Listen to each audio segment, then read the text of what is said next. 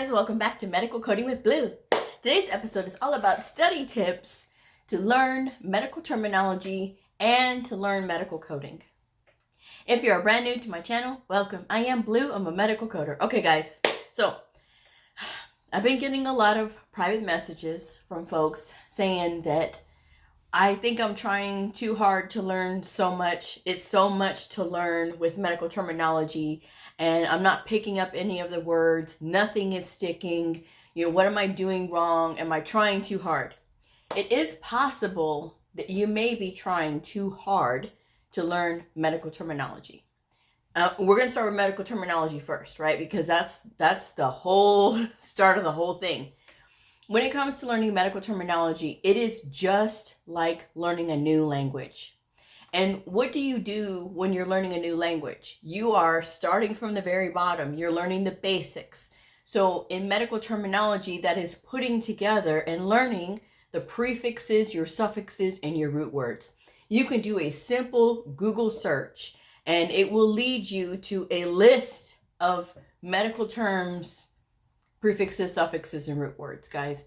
I don't have to leave the link. You guys can do your research. That's part of being a medical coder, is in getting into this field, is learning to do your research. So y'all are going to start early.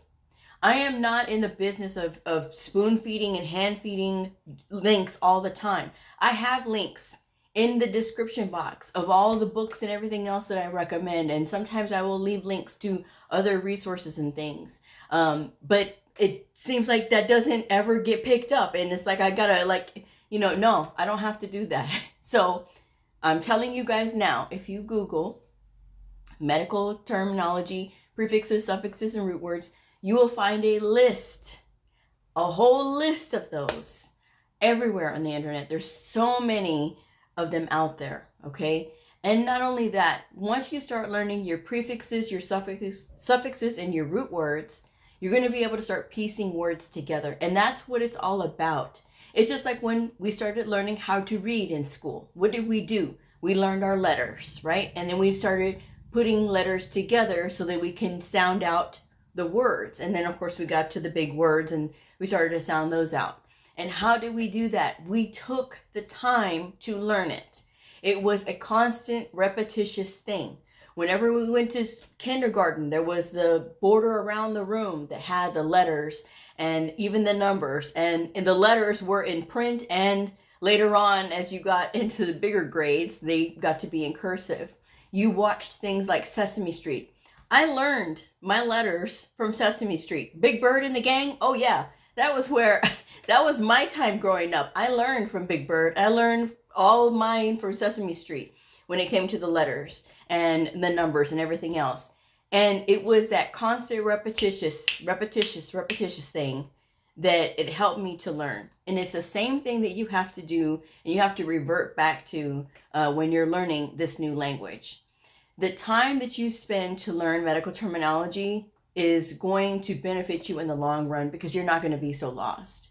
There's people that want to skip this part because maybe their teacher has told them, oh yeah, you can learn that on the job. You can't learn that on the job.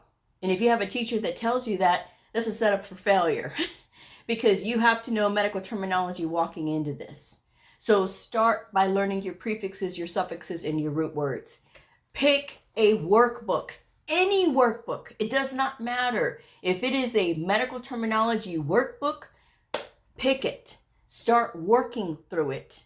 Work through the entire book. If you get stuck, if there's some things that you are having trouble remembering, maybe it's a prefix, a suffix, or a root word that you're having trouble with, write it down on a flashcard so that way you have a list of the specific ones that you know that you have trouble with. And when you have downtime, and that could be, maybe you have to go pick up the kids from school and you're sitting in that school line and you have time to sit there and flip those flashcards. That's a lot better and a much better use of your time than wasting your time on TikTok or wasting your time on Instagram or whatever you're wasting your time on, okay? Whatever you're doing that you can't squirrel away those little bits of time because that's the excuse that you're using, that time could be used to be learning medical terminology. And again, going through that phase of repeating and repeating is really going to help you. And getting in those little pockets of time, it's going to help you to have that little pocket of time, whether it's 15 minutes or 30 minutes, and you're going to get that break in between so your brain can start to absorb it. The more that you repeat and go over things, the better off you'll be. And when you're working through the workbook, you don't have to memorize everything. You're going to continuously run across the same prefixes, suffixes, and root words as you work through that workbook. So as you're working through whatever workbook that you get, it does not matter, guys. If you try to say, oh, well, I got that medical terminology for medical coders, that is such a a practice in advertising. That's all that is, because all somebody did was slap on for medical coders on a book that talks about medical terminology that you could have learned from anyone, from ones that for nursing, ones for anything, okay? It does not matter. You don't have to get any specific kind. Just get one and start working through it. The thing is that when you're working through those things, you're going to start to build your knowledge over time. So when you're working through the questions and then maybe you have a quiz or whatever, you'll start to see that you get some of those words correct. If you are putting in 20 hours per week, whether you are starting school or whether you have been in the program and you say, well, Blue, I'm not really picking up, you know, the subject matter, I don't understand it. Are you putting in 20 hours per week? And 20 hours per week can be achieved very easily. 3.5 hours per day for 5 days. So if you go Monday through Friday, 3.5 hours. That's half an hour in the morning, half an hour at lunchtime, half an hour on your drive home or in the afternoon, and then 1 hour and 1 hour. You take a break after 1 hour, okay? Minimum of 30 minutes of study, maximum of 1 hour. And as you're working through your workbooks and things like that, set that timer so that way you can get your break in between. And when you study for an hour, you could take a 10-minute break, you could take a half an hour break, but you get back into it and you study some more, okay? And you do that for 5 days, that's 17.5 hours. And then you just have 2.5 hours on a Saturday or Sunday. Don't neglect those 2.5 hours, because whenever I hear somebody say, oh, I'm doing the 3.5 hours per day for the 5 days like Blue recommends. No, Blue recommends 3.5 hours per day for 5 days plus 2.5 hours on a Saturday or Sunday. Either one, okay? Saturday or Sunday, but you got to get that time in, all right? Don't neglect those 2.5 hours, because 2.5 hours times 4 weekends, that's 10 hours that you're going to be missing out on. And that's a lot of time that you could be using to study. The medical terminology will start to come to you if you are putting in those 20 hours per week. And it doesn't matter if you have a full-time job, you got kids, you got a house full of animals. It does not matter. You can make the time. You don't have to be, especially if your kids are teenagers, you're not right there looking at them all the time. I know you're not. You are doing TikTok or whatever it is that you're doing, crafting or whatever else. You can make that time. If this is important to you, you want to learn medical coding, and you want to get proficient with medical terminology, you will make the time to do this. There is no excuse, because I've had many people write to me and tell me, Blue, I'm taking care of a sick parent. I'm taking care of a house full of kids. I'm a single parent, and I'm having to do all this on my own, but I want something different for my kids and my family. So I'm doing this, and I'm committing to this 20 hours. And then they write me months later and tell me, Blue, I passed my test and I couldn't have done it without you, without the 20 hours per week. So it works. And that's how you start to build that knowledge. I got a message from a lady who said, Blue, I need your help. I failed 3 times. How do I get in touch with you? Okay, so in all my videos, when I'm telling y'all, if you know my link for tutoring is in the description box below, my email address. You know, not paying attention. This field requires you to pay attention. It requires you to listen and to pay attention and to follow directions. So by working through that workbook and disciplining yourself that way with those 20 hours per week, that's going to help you when you start to learn medical coding. Now, with learning medical coding, now, even if you are, you know, doing something else, I'm talking to those who are pursuing medical coding, medical billing and coding. get the workbooks. The workbooks that I recommend are in the description box below. That is the CPC study guide, and that is even if you are taking an AHIMA exam, I still recommend the CPC study guide. Now, the CPC study guide will break down all of the CPT coding. We all use the same CPT codes, so we can use the CPC study guide even if you're with AHIMA, okay? Now, do I recommend the AHIMA study guide? No, I don't. For the CCS, CCA, the CCSP, I don't recommend those, okay? That's my own personal opinion. I'm all the way with AHIMA. I love AHIMA. But when it comes to books, I pay very close attention to books. What they did with what AAPC did with that CPC study guide is fantastic because they broke it down into very, very simple to understand terms. And there are some of the codes that I don't agree with, but that's okay. The vast majority of them I agree with. And I would say that that is correct, the way that they describe it. So that's why I recommend it to those that are studying for any of the medical coding certification exams, the four main ones, the CCS, the CCA, the CCSP, or the CPC. I always recommend that CPC study guide. And then with that, you need to get the ICD-10-CM and ICD-10-PCS coding handbook with the answers. Now, if you are sitting for any of the exams, like the CCSP or the CPC, you can skip the ICD-10 PCS questions and you will know what those look like because that's those inpatient procedures. You'll see them. They're 7 characters and it's a whole different thing. You'll know the difference between the ICD-10 CM coding and the ICD-10 PCS coding. You can skip those ICD-10 PCS codes, again, if you are taking the CCSP or the CPC, and work through that entire workbook. Now, that workbook is fantastic. That ICD-10-CM and ICD-10-PCS coding handbook with the answers by Nellie Leon Chizen is a fantastic book. Why? Because, again, it breaks down everything very simply. There's a lot of scenarios that are in the back of that book that are really good for practice, and it'll get you up to speed, you know, as far as practicing and things like that. And if you're taking the CCA or the CCS, and you're working through that whole book, the ICD-10-CM questions and ICD-10-PCS questions, it's going to doubly prepare you, okay? So you are covered. Any exam you're taking, you are covered with those 2 books. Work through those books. Cover up those multiple choice questions. That's where a lot of people that are learning medical coding get stuck.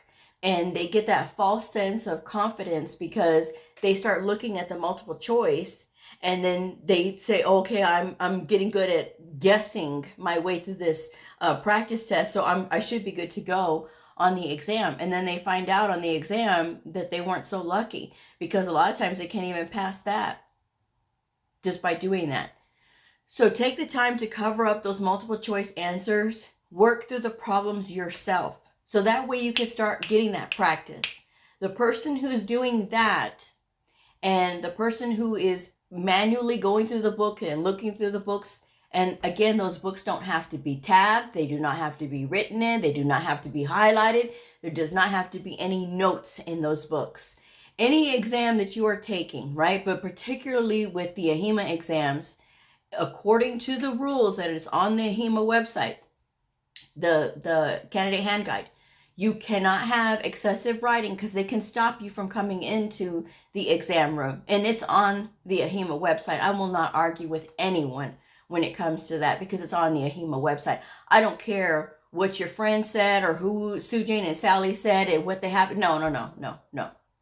You want to make sure that when you go in there, that there's not going to be anything that's going to stop you from taking that test. And they can stop you from taking the test if you have excessive writing because it can look like you're cheating. And not only that, they said no handmade tabs. You cannot have handwritten tabs like homemade, but if the tabs came with the book, then you can go ahead and have those tabs on there. Now, the CPT manual by the AMA, which we all have to have, does come with its own set of tabs. However, I still don't recommend using those tabs because if you're using your book like you're supposed to, it's going to tear your pages. And if you have a ratty book with all these tabs and everything, you still have to look at the tabs when you're looking up the codes.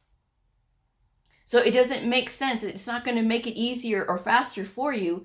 But the person that has been using their book without the tabs and knows where, kind of where in the book to go and be able to flip there, that's the person that's going to be able to get through that test and that exam more efficiently and have a better chance of passing that exam because they know what they're doing.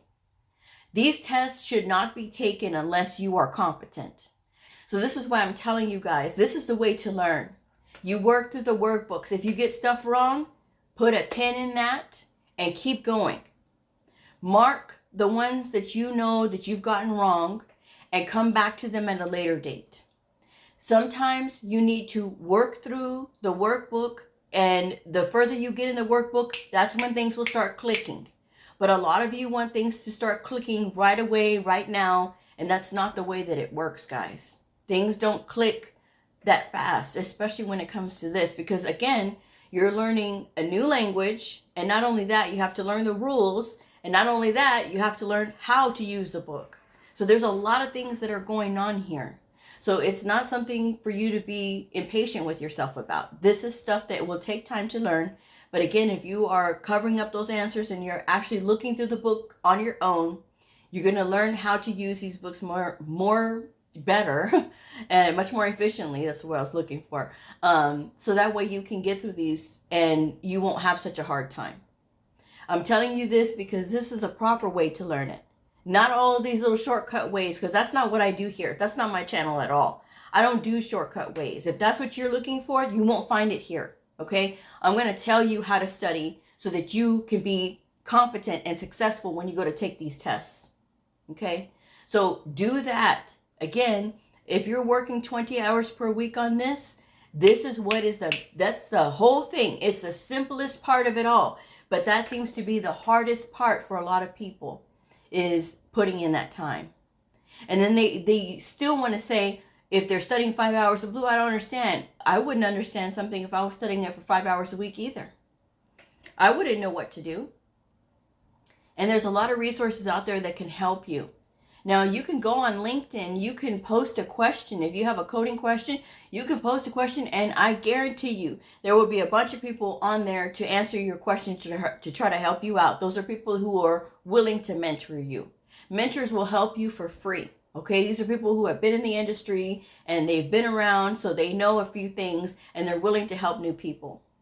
Now, you may have to pay for a tutor, and that's okay too, because sometimes you need that dedicated one-on-one time with somebody who you are paying for their expertise. You're paying for their time, and it's very valuable to be paying somebody for their time, especially somebody that knows a lot and can be able to explain things to you. Okay, so that's why I say sometimes you may have to spend a few dollars to get tutoring, but that's okay, because it's worth it. Sometimes you just need somebody to explain things to you.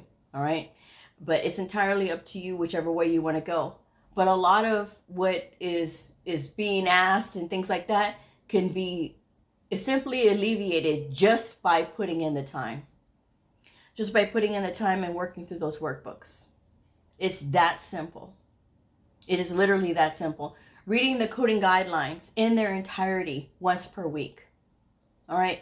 And you can listen to them. I've explained how to listen to them. I'm not explaining it anymore, because when I've explained it, I've had people get real smart with me and say, oh, well, it's just so, the voice sounds so monotone. So you don't know that you can change the voice whenever you're listening to the guidelines? If you don't know that, I really can't help you, because I'm not a tech savvy person and I know that you can do that. Okay? So don't ask me. Look through my videos. Okay? Because I've explained it. So I don't want to explain it anymore. But you can listen to the guidelines. You can read the coding guidelines. And reading the coding guidelines, that can help you to become a faster reader, which is something that a lot of people get hung up on when they're going to go take their test. I'm not a fast reader. That's how you get fast, by reading. Reading is building a muscle. And building a muscle, it takes time, right? And that's what you have to do when you're learning medical coding. So working through those workbooks, consistently reading the coding guidelines, if it takes you 2 weeks to complete the whole guidelines, because it's 60 some odd pages if you're reading it from the coding manuals. But if you go online, it's like 24 pages, something like that, 124 pages. But only because of the font size, okay? And again, you can adjust the font size. If you need something bigger to see, trust me, that is totally understandable, but you can do that, okay? You can adjust the font size and things when you're reading it online or when you're listening to it, you know? I mean, obviously, you don't have to worry about font size then, but you can listen to it, and that can help you to break up that monotony. If you're studying for the CCS or the CCA, if you have the Optum ICD-10 PCS expert, right, manual, the spiral bound version, in the back in Appendix M, there is a list of 388 ICD-10 PCS procedure codes. I recommend, if you're preparing for the exam, that you work out every single one of those. And it also has the answer key at the end of the chapter. And so when you are working through these, if you get stuck and you don't know how to look up a code, look at the answer key and reverse teach yourself that way. Look at the answer, look up the answer, and start to associate those words, so that way things can start to make more sense to you. But working through those 388 procedures, you will be ready for the exam after that. So working through the entire CPC study guide, the entire ICD-10-CM and ICD-10 PCS coding handbook with the answers. And if you are studying for the CCS or the CCA, working through those 388 procedures in the Optum ICD-10 PCS manual, those are the 3 things that you need to do to get the coding part down. Reading the coding guidelines consistently once per week and incorporating that into your study, that you are going to be so ready. You're going to be very confident. You may feel a little nervous going into that testing room, but you're going to be so competent because you've had the practice in. You've put in the time. And that's going to make all the difference in the world. Versus a person that is sitting here trying to do the shortcuts, trying to do the process of elimination, trying to figure out which way to try to get the answers and just pass the test just so they can get a job.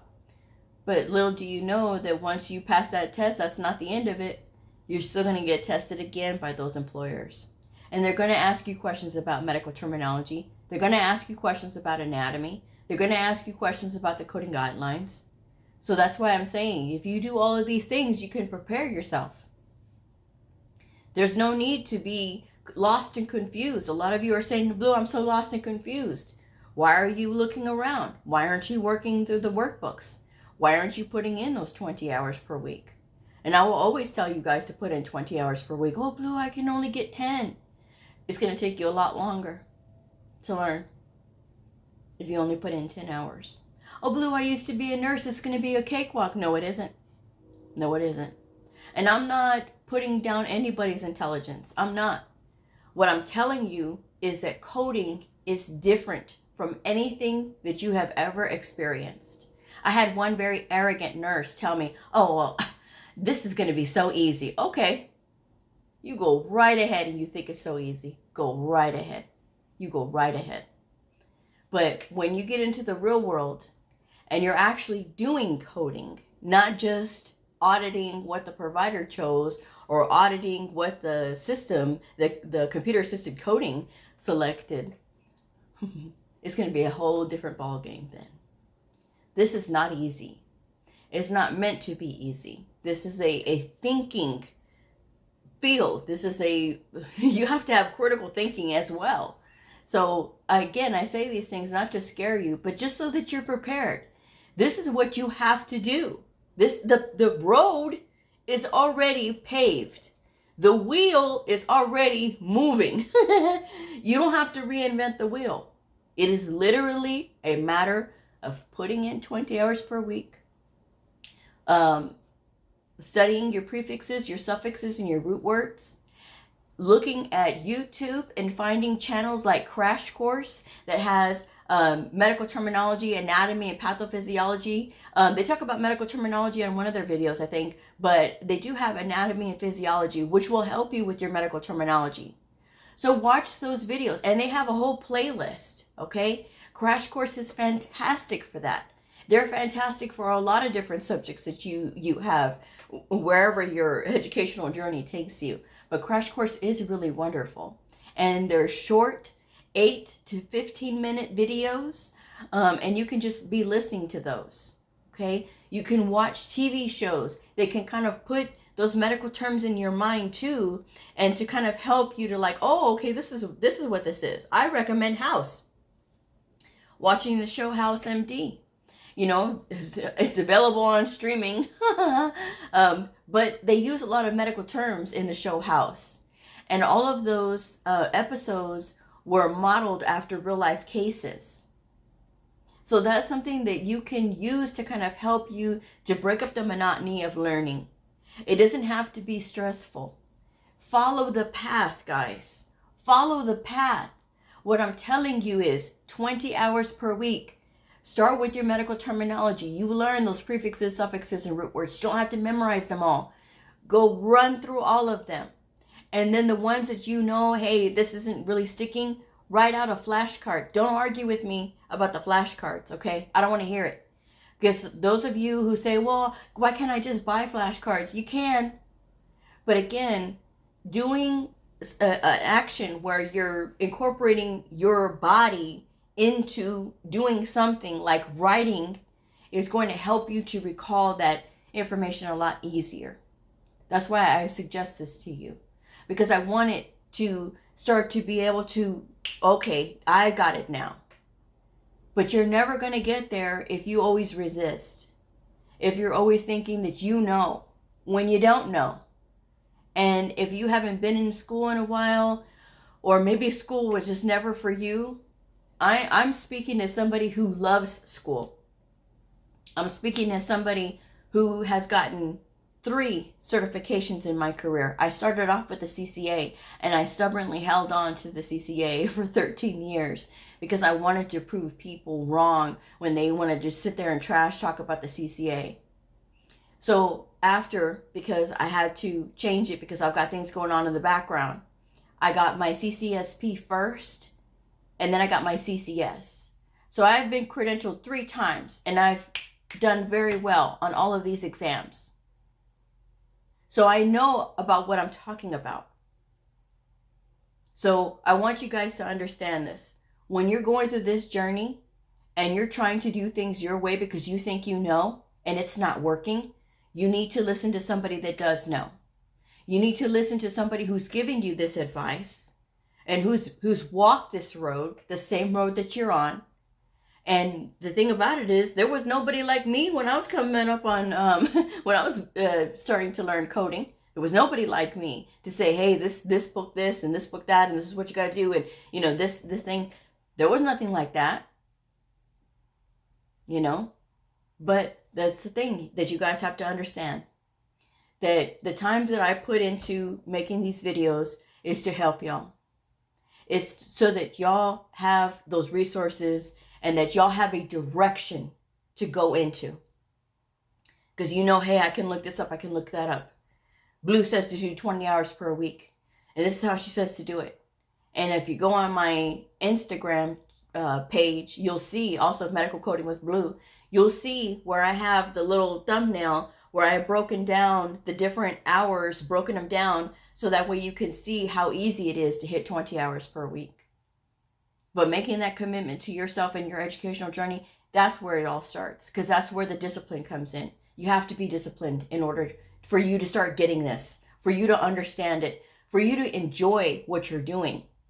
Once you start immersing yourself in it, oh, trust me. Like I said, when it was 2014 and I had my aha moment, when I finally figured it out after being in the industry for 6 years at the time, when 2014 hit and I finally got it, I was excited.